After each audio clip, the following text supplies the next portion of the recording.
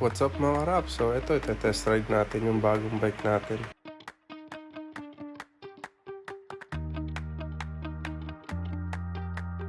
So nag-start tayo sa Woodlands papuntang Serangoon.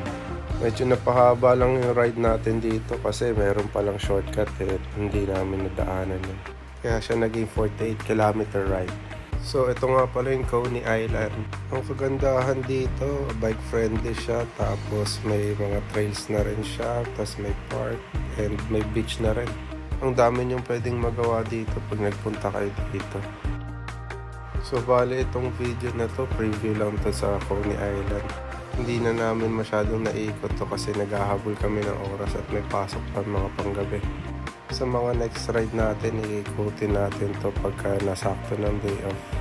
Since ang main purpose naman natin para test ride lang yung bike natin, kaya chill ride lang muna tayo. So ito yung beach part ng island. Kung gusto nyo mag-picnic o mag-relax, sakto to.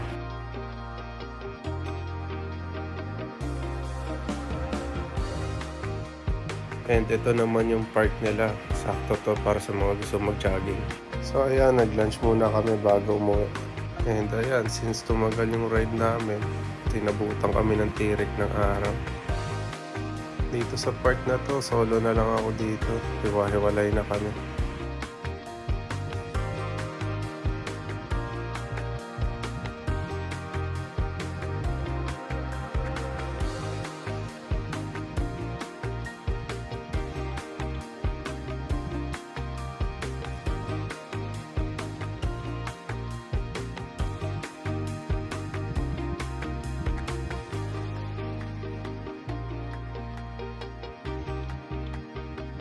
So paano mga rap? See you. Peace.